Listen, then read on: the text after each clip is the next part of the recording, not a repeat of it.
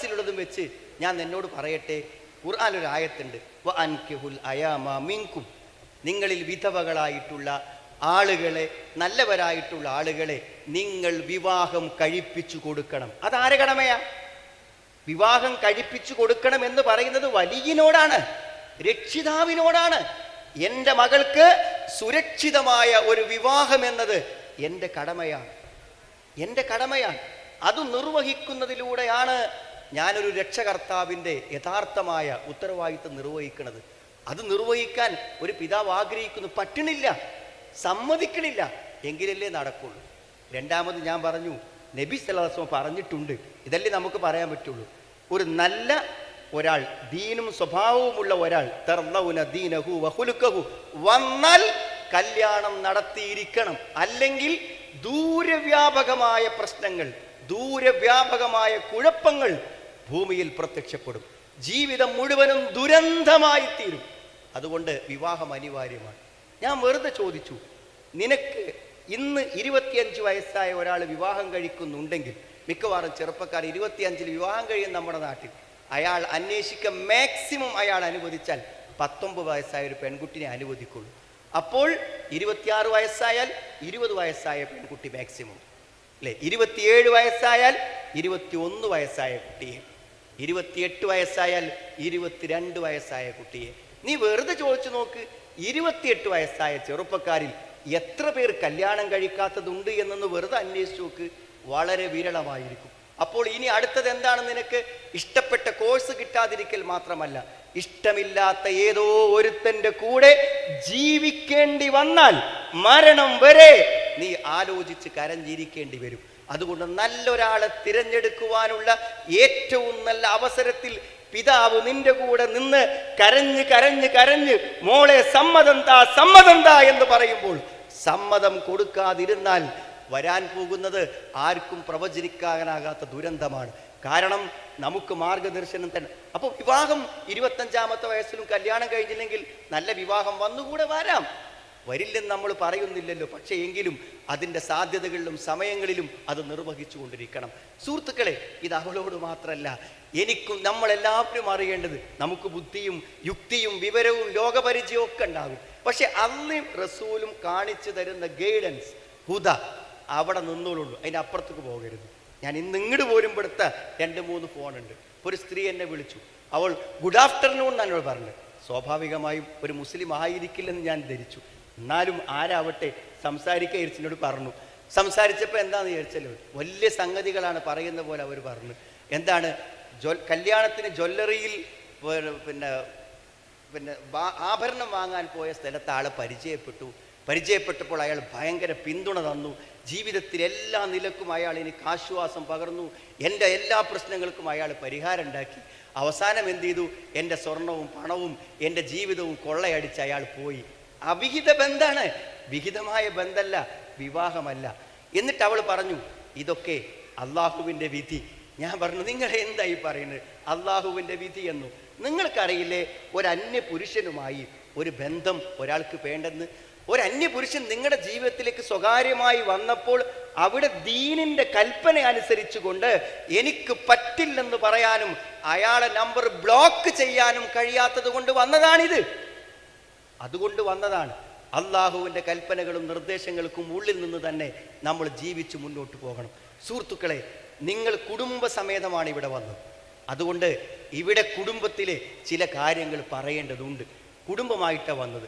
ഞാൻ ആത്മാർത്ഥമായി നിങ്ങളോട് പറയുന്നു, ഒരു കുടുംബ ജീവിതത്തിൽ നിന്ന് കിട്ടുന്ന ലാഭം, ഒരു കുടുംബ ജീവിതത്തിൽ നിന്ന് കിട്ടുന്ന പ്രയോജനത്തെ വളരെ ചെറിയൊരു ശതമാനം മാത്രമേ നമ്മൾ ഉപയോഗപ്പെടുത്തുന്നുള്ളൂ എന്നാണ് സത്യം. ഒരു പക്ഷേ ഒരു ഭാര്യ ഭർത്തൃ ബന്ധത്തിൽ നിന്ന് മാത്രം കിട്ടുന്ന ചില കാര്യങ്ങളുണ്ട്. ഒരു വിവാഹത്തിലൂടെ മാത്രം കിട്ടുന്ന ഒരു സംഗതിയാണ് ഒരു പക്ഷേ നമ്മുടെ ലൈംഗികത, സെക്സ് എന്നൊക്കെ പറയുന്നത്.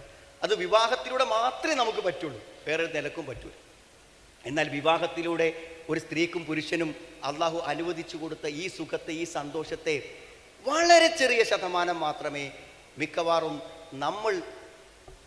നമ്മളുടെ മുന്നിൽ വന്ന് പറഞ്ഞ കണക്കനുസരിച്ച് ഞാൻ മനസ്സിലാക്കുന്നത് വളരെ ചെറിയ ശതമാനവും.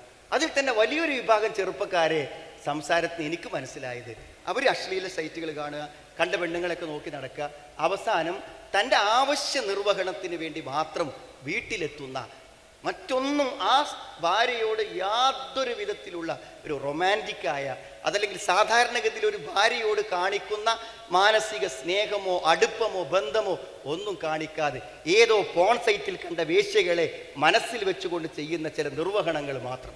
അതാണ് ഒരു വലിയ സമൂഹത്തിൻ്റെ ചിത്രം ശരിക്കും തൻ്റെ മുന്നിൽ കാണുന്നത്. ഈ കഴിഞ്ഞ ദിവസം വളരെ വിഷമത്തോടുകൂടെ ഒരാൾ പറഞ്ഞു, ജീവിതം പ്രതിസന്ധിയില്ല, ഒന്നും ചെയ്യാൻ പറ്റണില്ല, ഉദ്യോഗസ്ഥനാണ്, ജോലിക്ക് പോകാൻ പറ്റണില്ല, ഒന്നും വായിക്കാൻ പറ്റണില്ല, ഒരു പത്രം നോക്കാൻ പറ്റണില്ല.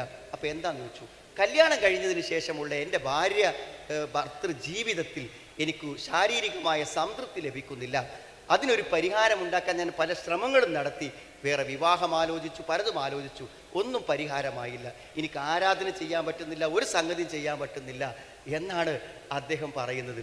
സത്യത്തിൽ ഞാൻ ആലോചിച്ചു പോകുന്നത്, ഇത്രമാത്രം ഒരാളുടെ ജീവിതത്തിൽ പ്രതിസന്ധിയും പ്രയാസവും ഉണ്ടാക്കുന്ന കാര്യങ്ങളാണോ അത്?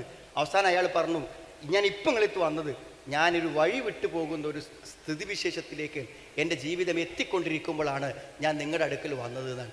സത്യം പറയുകയാണെങ്കിൽ ഞാൻ അദ്ദേഹത്തോട് ചോദിച്ചു, നിങ്ങൾ ഈ പോൺ സൈറ്റിൽ ഈ വീഡിയോയിൽ ഈ അശ്ലീല ചിത്രങ്ങളൊക്കെ കാണുന്നുണ്ടല്ലോ, ഞങ്ങളോട് ചോദിക്കുകയാണ്, ഇത് ചിത്രങ്ങളല്ലേ, ഇത് സ്ക്രീനല്ലേ? ഒറിജിനലായ നിങ്ങളുടെ ഭാര്യ നിങ്ങളുടെ കിടപ്പറയിലില്ലേ? എന്ത് കാണാൻ തോന്നാത്തത്, എന്ത് നോക്കാൻ തോന്നാത്തത്? ഈ സ്ക്രീനിൽ കാണുന്നതിനേക്കാളും എന്തായാലും അല്പം കൗതുകം നിങ്ങളുടെ മുന്നിലുണ്ടാകുമ്പോൾ നിങ്ങൾക്ക് അനുവദനീയമായ മനസ്സാക്ഷിക്കുത്തില്ലാതെ എന്താണ് അതിന് തോന്നാത്തത്? ഞാൻ ആ ചോദ്യം ചോദിച്ചപ്പോൾ അദ്ദേഹം എൻ്റെ മുഖത്തേക്ക് ഇങ്ങനെ ഉത്തരമറിയാതെ നിന്നു. ഞാൻ പറഞ്ഞു, ശൈത്താനാണിതിനു പിന്നിൽ, പിശാചാണിതിനു പിന്നിൽ. വിവാഹത്തിലൂടെ പരിഹരിക്കാൻ പറ്റാത്ത ലൈംഗിക പ്രശ്നങ്ങളില്ല.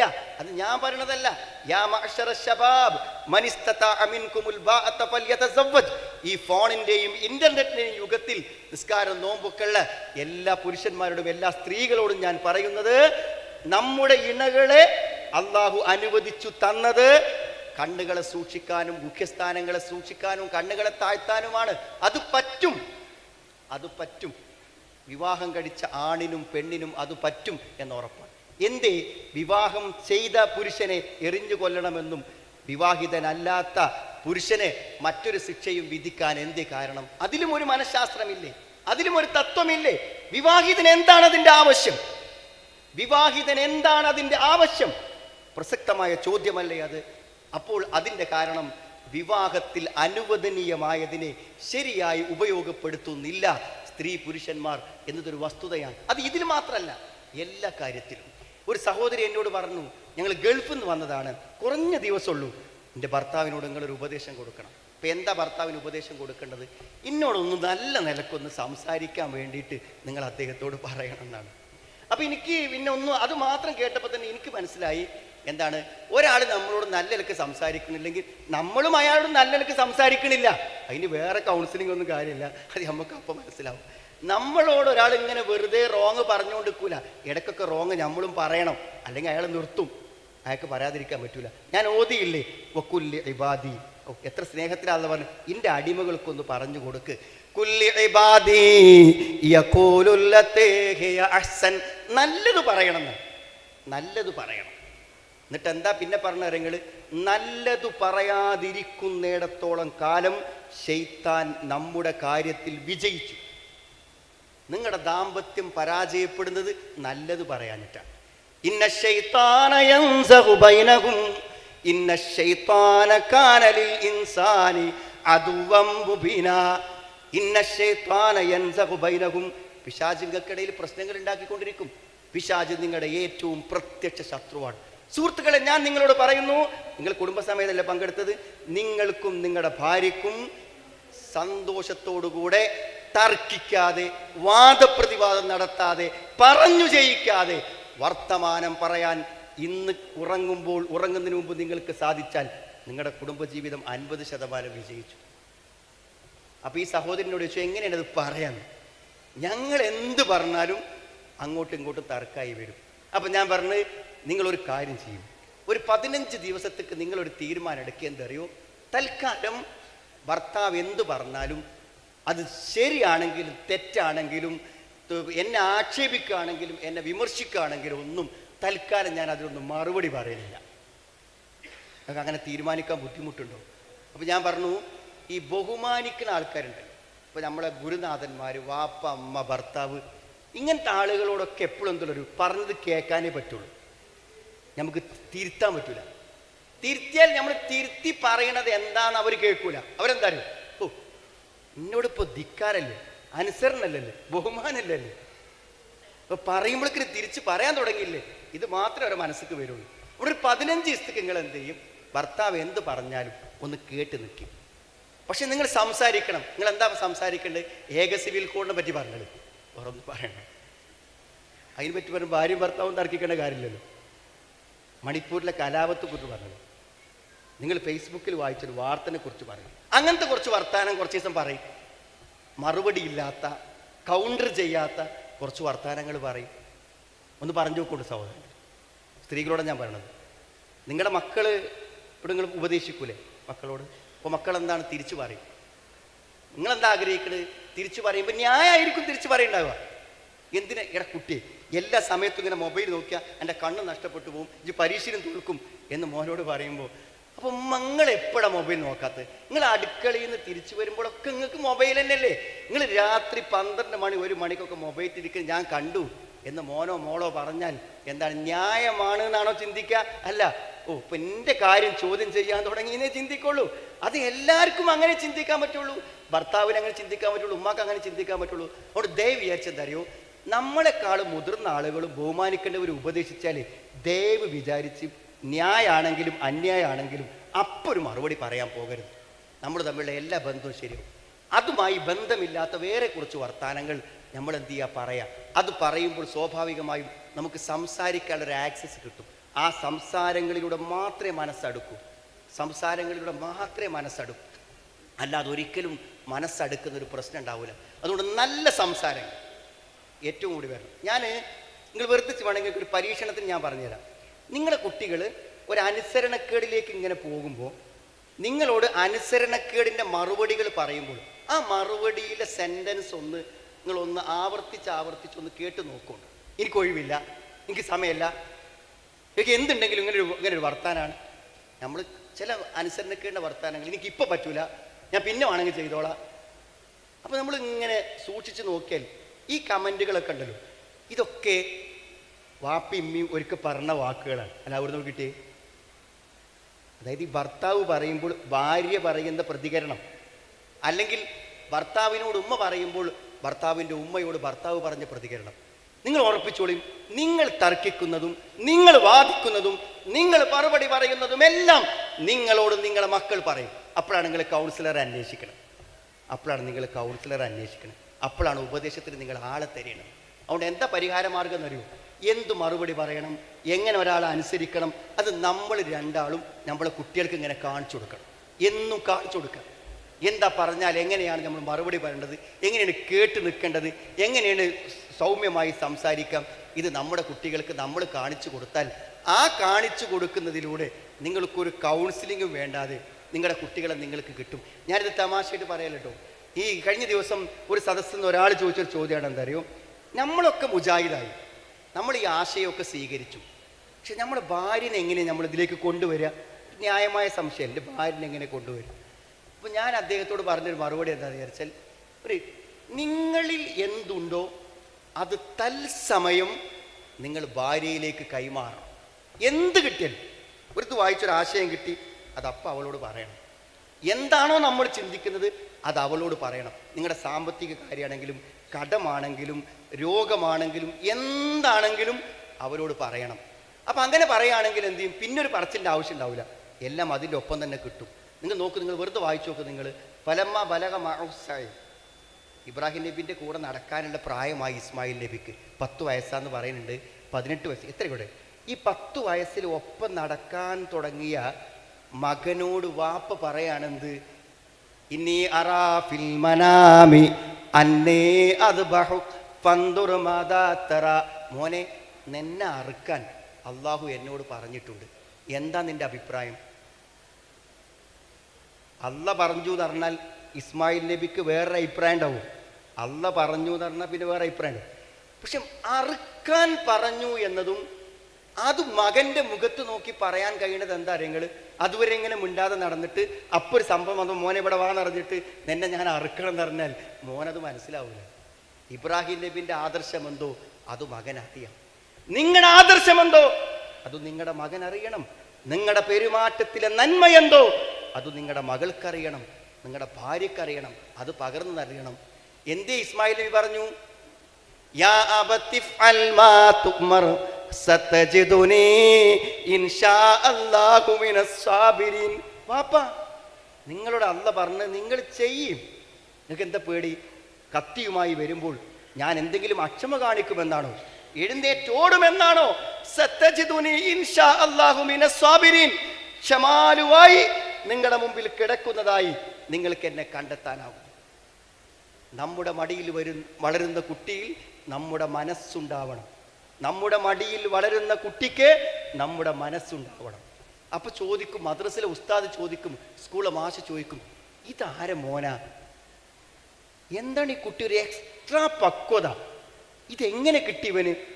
അതെ, അവൻ്റെ വാപ്പയാരാണെന്ന് ചോദിക്കും, ഉമ്മയാരാണെന്ന് ചോദിക്കും, അവനേത് വീട്ടിൽ നിന്ന് വരുന്നു എന്ന് ചോദിക്കും. നിങ്ങളൊരു പൊതു ഫംഗ്ഷനുള്ള സ്ഥലത്ത് ചെല്ലും, എൻ്റെ കുട്ടികളെങ്ങനെ നോക്കി? എല്ലാ കുട്ടികളും ഒരുപോലെ ആവില്ല, കുട്ടികളൊക്കെ വ്യത്യസ്തരാകും. ആ വ്യത്യസ്തതയ്ക്ക് പിന്നിൽ മാതാപിതാക്കളുണ്ട്, ഉമ്മയുണ്ട്, വാപ്പയുണ്ട്. അതുകൊണ്ട് സുഹൃത്തുക്കളെ, നല്ലൊരു കുടുംബ ജീവിതത്തിൻ്റെ മാതൃക നിങ്ങൾ കാണിച്ചാൽ നിങ്ങളുടെ കുട്ടികളും അതുപോലെയാകും. ഇതിൻ്റെ ദുരന്തം ഞാൻ നിങ്ങളോട് പറയട്ടെ. പെൺകുട്ടികൾ കല്യാണം വേണ്ടെന്ന് പറയുന്നുണ്ട്, അവിടെ എണ്ണം വർദ്ധിച്ചു വരാൻ. കാരണങ്ങളിലേക്ക് ഞാൻ കടക്കുന്നില്ല, ഒരു കാരണം പറയാം. എൻ്റെ പനിയും മനിയും പോലെയല്ലേ കാര്യം ഉണ്ടാകുക? വേണ്ടെന്നാ പറയാം. കാരണം തരൂ, വിവാഹമെന്ന് പറഞ്ഞാൽ അത്രമേൽ ബുദ്ധിമുട്ടാണ് എന്നാണ് അവർ മനസ്സിലാക്കുന്നത്. അത് അവളുടെ ഉമ്മൻ്റെ വിഷമം കണ്ടിട്ടാണ് ഞാൻ പറഞ്ഞത്. വിവാഹം കഴിച്ച് കൊണ്ടുവരുന്ന ഒരു സ്ത്രീക്ക് ഏറ്റവും നല്ല സംരക്ഷണവും സമാധാനവും നൽകുന്നത് നമ്മുടെ കുട്ടികൾ കാണണം.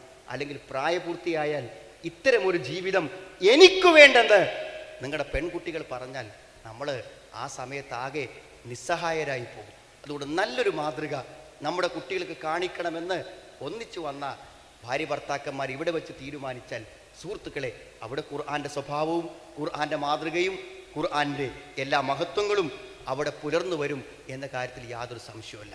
ഒരു സംഗതി നിങ്ങളെല്ലാവരും മനസ്സിലാക്കണം. ദാമ്പത്യത്തിൻ്റെ വിഷയം പറയുമ്പോൾ സുഹൃത്തുക്കളെ, ഒരു വല്ലാത്ത മറ്റെന്തിനേയും അതിജീവിക്കാൻ പറ്റുന്ന ഒരു ഇഷ്ടം അള്ളാഹു ഭാര്യ ഭർത്താക്കന്മാരുടെ മനസ്സിലിട്ട് കൊടുത്തിട്ടുണ്ട്. അത് അള്ള ഇഷ്ടൊരു ഇഷ്ടമാണ്, അത്ഭുതകരമായൊരു ഇഷ്ടം. വജഅല ബൈനക്കും മവദ്ദത്തൻ വറഹ്മ. നമ്മളത് ശരിക്കും ആസ്വദിച്ച് അനുഭവിക്കണം. അത് ആസ്വദിച്ച് അനുഭവിക്കുമ്പോൾ കുടുംബജീവിതത്തിൻ്റെ എല്ലാ പ്രശ്നങ്ങളും തീരും. ഒരു പക്ഷേ ഇപ്പം ഞാൻ കണ്ടു, ഫേസ്ബുക്കിൽ കണ്ട്, ഗൾഫിൽ നിന്ന് അവൻ നാട്ടിലേക്ക് വന്നു. എന്ത്?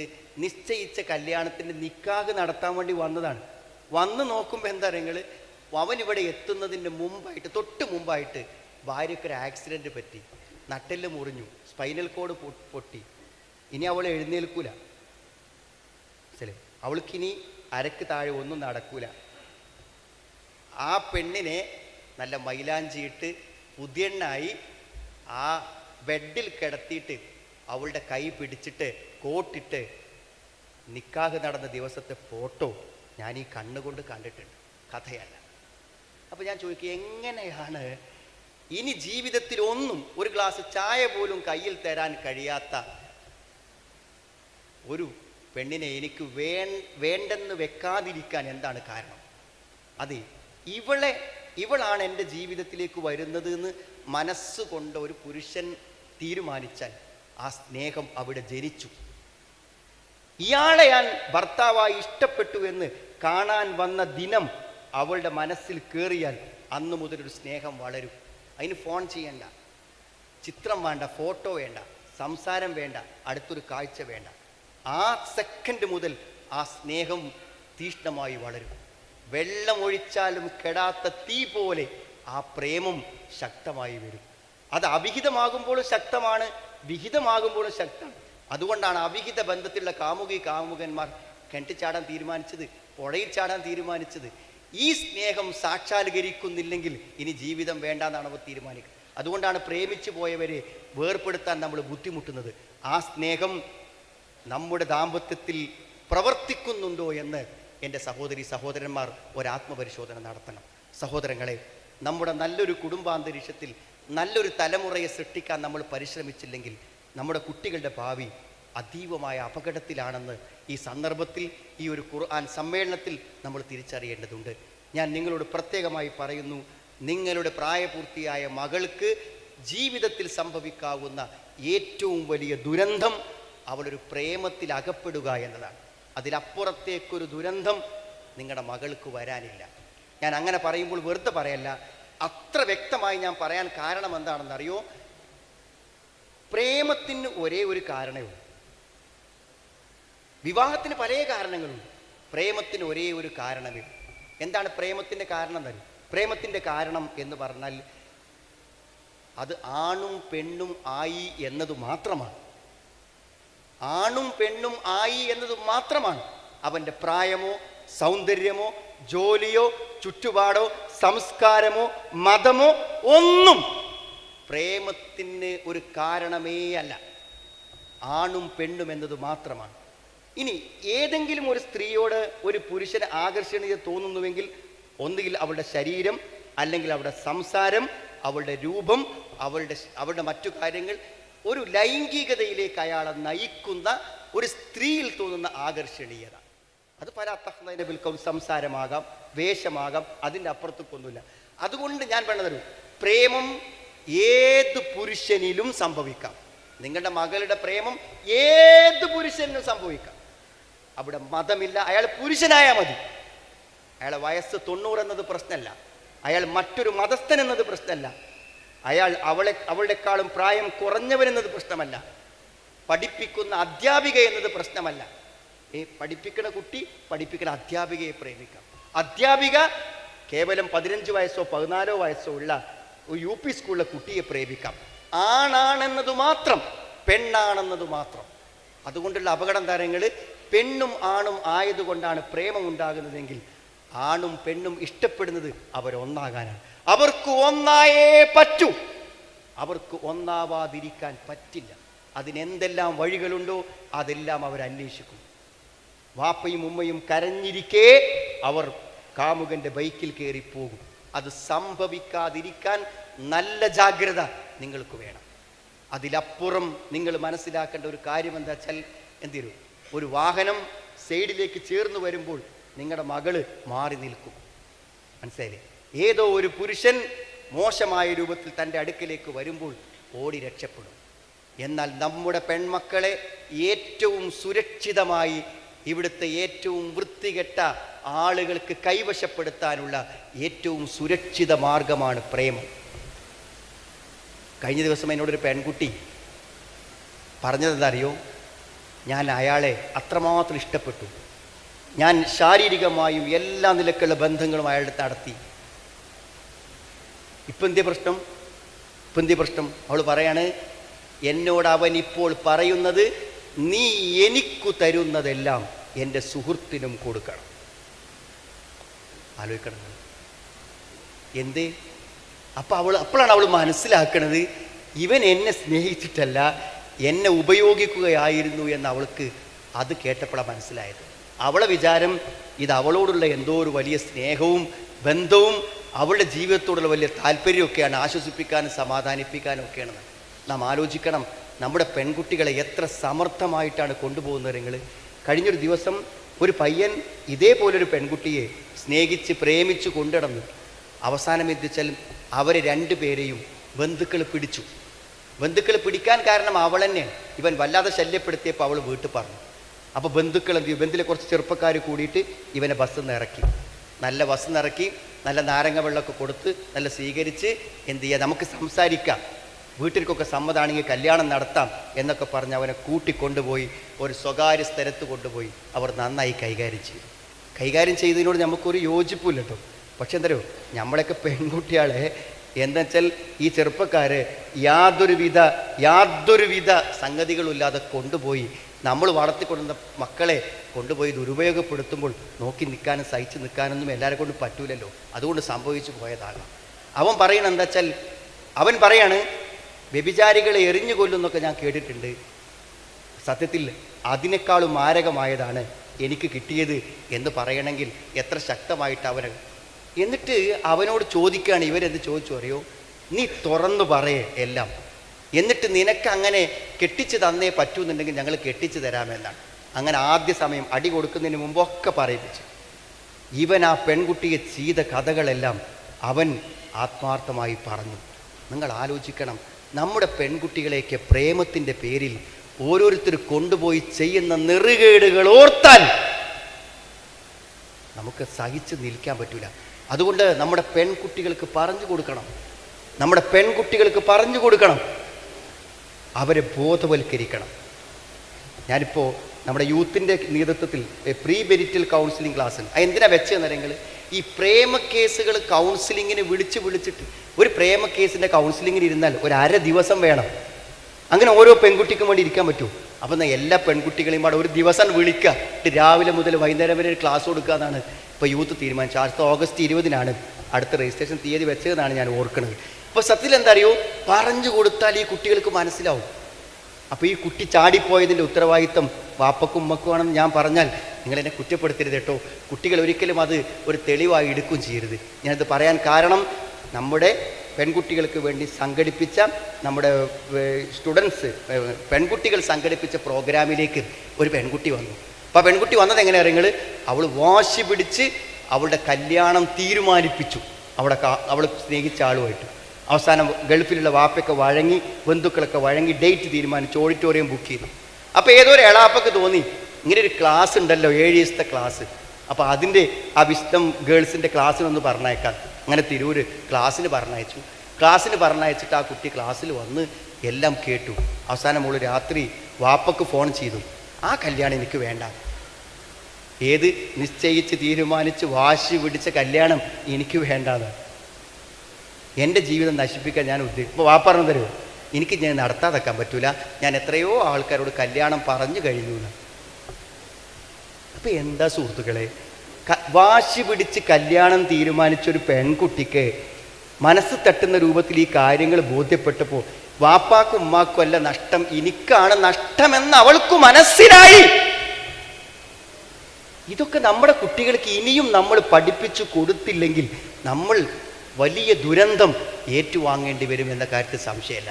പണ്ടൊക്കെ എങ്ങനെ അറിയുങ്ങൾ, ഈ ആൺകുട്ടികളൊക്കെ കഞ്ചാവോ പാൻ പരാഗോ എന്തെങ്കിലുമൊക്കെ ഉപയോഗിച്ചാൽ എന്താ വെച്ചാൽ കുറച്ച് കാലമൊക്കെ അങ്ങനെ ഉപയോഗിച്ച് കഴിഞ്ഞിട്ടാണ് ഈ അഡിക്ഷൻ വരിക. അപ്പം നമുക്കിത് നേരാക്കാനെ കുറച്ച് സമയം കിട്ടും. നാളെ കൊണ്ടുപോയിട്ട് നിങ്ങളുടെ കുട്ടിക്ക് സ്കൂളിൽ നിന്ന് ഒരു പയ്യൻ എന്താണെന്ന് സാധനം എന്ന് പറയുക, വെറുതെ ഒന്ന് വെച്ച് നോക്ക്, ഒരു പ്രശ്നം ഉണ്ടാവില്ല, ഒരു കുറച്ചെടുത്ത് കണക്കൊരു സമാധാനം കിട്ടും എന്ന് പറഞ്ഞിട്ട് MDMA ഒരല്പം അവന് കൊടുത്താൽ അതോടെ അഡിക്ഷനായി. പിന്നെ അവന് 12 മണിക്കൂർ കഴിഞ്ഞാൽ അത് കിട്ടണം. മനസ്സിലായി? അത് ഉമ്മാനെ കൊന്നിട്ട് പിന്നെ ഉമ്മാൻ്റെ കാത് മുറിച്ചു കൊടുത്തിട്ട് കൊടുത്താലും വേണ്ടില്ല, അവനത് കിട്ടിയേ പറ്റൂ. അങ്ങനത്തെ ലഹരിയാണ് നാട്ടിൽ. ഇതേ ശരിക്ക് ഇരുത്തി പഠിപ്പിച്ചു കൊടുത്തില്ലെങ്കിൽ നാളെ ക്യാമ്പസിൽ നമ്മുടെ കുട്ടികൾ ഇതിൽ പെടും. അത്ര കണ്ട് ശതമാനം വർദ്ധിച്ചു വന്നുകൊണ്ടിരിക്കാൻ.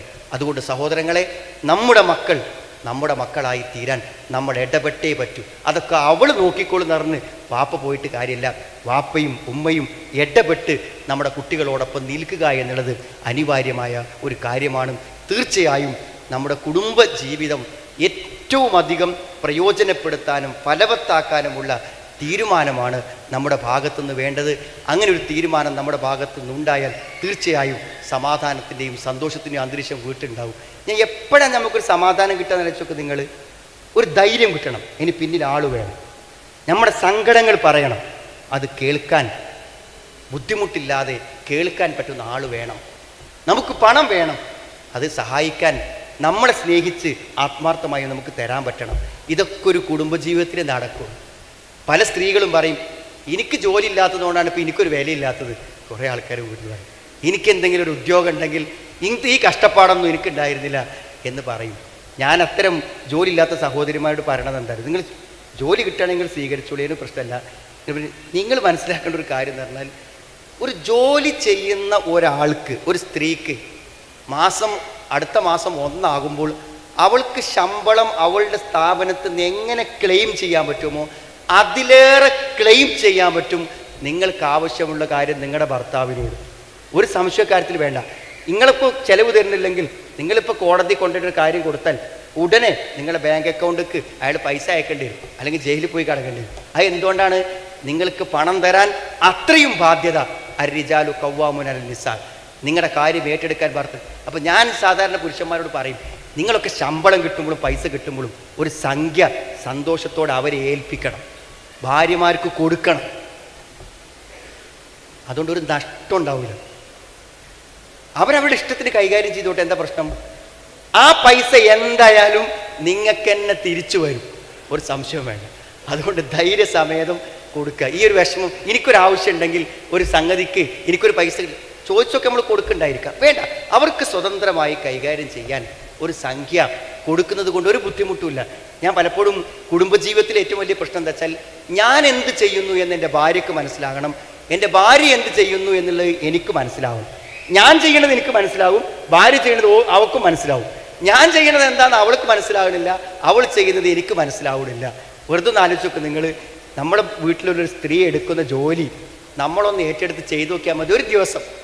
ഒരു ദിവസം പോയിട്ട് അര ദിവസം പോലും പറ്റൂല. അതുകൊണ്ടാണ് ഭാര്യ മരിച്ച പുരുഷന്മാർ പെട്ടെന്ന് കല്യാണം കഴിക്കും. അപ്പോൾ ചില സ്ത്രീകൾ പറയും, എന്തപ്പോൾ അവൻ്റെ ഭാര്യ മരിച്ചിട്ട് ഒരു മാസം കൂടി കാത്തിക്കാൻ പറ്റൂല. ആ മരിച്ചു പോയ ഭാര്യയോട് സ്നേഹമില്ലാഞ്ഞിട്ടോ ഇഷ്ടമില്ലാഞ്ഞിട്ടോ ഒന്നുമല്ല. എന്നിട്ട് ഒരു പുരുഷന് ഒരു ഭാര്യയുടെ സഹായമില്ലാതെ ഒരല്പം പോലും സമയം മുന്നോട്ട് പോകാൻ പറ്റില്ല. ഒരു സംശയകാര്യത്തിൽ വരാം, ഒരിക്കലും പറ്റില്ല, ഒരു ദിവസം പോലും. പക്ഷെ പലപ്പോഴും സഹോദരിമാർക്ക് അത് പറ്റുന്നു, ജീവിതത്തിൽ സാധ്യമാകുന്നു. അത് എന്തുകൊണ്ടറിയോ? എല്ലാം അവരാണ് ചെയ്യണത്. നിങ്ങളിപ്പോൾ ഈ കുട്ടി നോക്കാൻ വേണ്ടിയിട്ടൊന്ന് കൊണ്ടുപോയിട്ട് നോക്കി, നിങ്ങൾ ഒരു പിന്നെ പ്ലേ സ്കൂളിൽ മാസത്തിലെ ഫീസ് എത്രയാണ്? നിങ്ങൾ 1000-10,000 ഒക്കെയാണ്. ഒരു കുട്ടികളെ നോക്കുക എന്നുള്ളൊരു ദൗത്യം, അത് വെറുതെ നോക്കല്ല. നമ്മുടെ കുട്ടികളെ നമ്മുടെ സംസ്കാരപ്രകാരം വളർത്തണമെങ്കിൽ എന്തൊരു വലിയ ടെൻഷനാണ് ഉണ്ടാവുന്നത്. നമ്മുടെ വീട്ടിലെ കാര്യങ്ങൾ, അവിടുത്തെ ഭക്ഷണം, അവിടുത്തെ വൃത്തി, എന്തെല്ലാം കാര്യങ്ങളാണ് അവർ ചെയ്തുകൊണ്ടിരിക്കുന്നത്. ആ അധ്വാനം നമ്മൾ മനസ്സിലാക്കണം. നമ്മൾ ചെന്ന് കയറുമ്പോൾ ഒരു ഗ്ലാസ് ചായ തരാത്തതിൻ്റെ വിഷയം മാത്രമല്ല, വീട്ടിൽ അവൾ ചെയ്യുന്ന സേവനങ്ങൾ മനസ്സിലാക്കണം. തിരിച്ചൊരു ഭർത്താവിന് മനസ്സിലാക്കണം. ഇന്ന് മഴയത്ത് ഒരു ചെറിയ MIT വണ്ടിയിൽ എന്താ അറിയോ, വലിയ ലോഡ് കയറ്റി അതിൻ്റെ ഉള്ളിൽ നിന്ന് കാണാൻ പോലും പറ്റാത്ത രൂപത്തിൽ മഴയത്തൊരാൾ ഒരു ഹെൽമറ്റ് പോലും തലയിലില്ലാതെ ആ ചുമടുമായി പോകുന്നത് കണ്ടപ്പോൾ സത്യത്തിൽ ഇന്ന് രാവിലെ ഞാൻ മഴയൊന്നും കൊള്ളാതെ കാറിൽ സുഖമായി പോരും. അയാളുടെ ത്യാഗം ഇപ്പം എൻ്റെ മനസ്സിലൂടെ കടന്നു പോയത് ഒരു കുടുംബത്തിന് വേണ്ടിയാണല്ലോ. അങ്ങാടിക്കിറങ്ങിയാൽ കാണും, ഒരു കുടുംബത്തിന് വേണ്ടി ഉരുകിത്തീരുന്ന നമ്മുടെ ഭർത്താക്കന്മാരെ നമ്മൾ മനസ്സിലാക്കണം. ജീവിതത്തിൽ ഒരാൾക്കും നിർവഹിക്കാൻ പറ്റാത്തതാണ് 3 കുട്ടികളെ നോക്കുക എന്നത്. ചെറിയ ജോലിയല്ല സഹോദരൻ, അത്ര വലിയ ജോലിയാണ്. വേറെ എന്ത് പണി ചെയ്യുമ്പോഴും ഒരു കണ്ണ് ആ കളിക്കുന്ന കുട്ടിയുടെ ദേഹത്ത് വേണം, അല്ലെങ്കിൽ ചിലപ്പോൾ ഒരിക്കലും സഹിക്കാനാവാത്ത ദുരന്തങ്ങൾ വരും. പരസ്പരം ഒന്നറിയൂ സഹോദരങ്ങളെ, പരം മനസ്സരിക്കാനും വിട്ടുവെച്ച് ചെയ്യാനും എല്ലാം ആകും. ഞാൻ ദീർഘിപ്പിക്കുന്നില്ല. നമ്മൾ ഇനിയും കേൾക്കണം, ഇനിയും പഠിക്കണം. നമ്മുടെ കുടുംബജീവിതത്തിൽ ദാമ്പത്യത്തെക്കുറിച്ച്, മക്കളെ വളർത്തുന്നതിനെക്കുറിച്ച്, നമ്മുടെ മാതാപിതാക്കളെ സംരക്ഷിക്കുന്നതിനെക്കുറിച്ച്, നമ്മുടെ പരസ്പര ബന്ധങ്ങളെക്കുറിച്ച് എല്ലാം നമ്മൾ ധാരാളമായി കേൾക്കുകയും മനസ്സിലാക്കുകയും ജീവിതത്തിൽ പകർത്താൻ വേണ്ടി ശ്രമിക്കുകയും ചെയ്യണം. തീർച്ചയായും നമ്മുടെ പീസ് റേഡിയോ ഇന്ന് സ്വീകാര്യമായത് യഥാർത്ഥത്തിൽ ഇന്ന് കുടുംബ ജീവിതത്തിലെ പ്രശ്നങ്ങളെ കൈകാര്യം ചെയ്തത് കൊണ്ടാണ്. ധാരാളം കുടുംബങ്ങളും സഹോദരിമാരുമൊക്കെ എല്ലാവർക്കും വേദന പറയാനുള്ള ഒരിടമായി പീസ് റേഡിയോ മാറിയിട്ടുണ്ട്. നിങ്ങളും പീസ് റേഡിയോ കേൾക്കണം, സ്നേഹക്കൂട് കേൾക്കണം, അതേപോലെ തന്നെ പുലരിവട്ടം കേൾക്കണം. അതിലുള്ള പരിപാടികൾ ഏതൊക്കെയുള്ളൂ അതെല്ലാം കേൾക്കാൻ നിങ്ങൾ സമയം കാണണമെന്ന്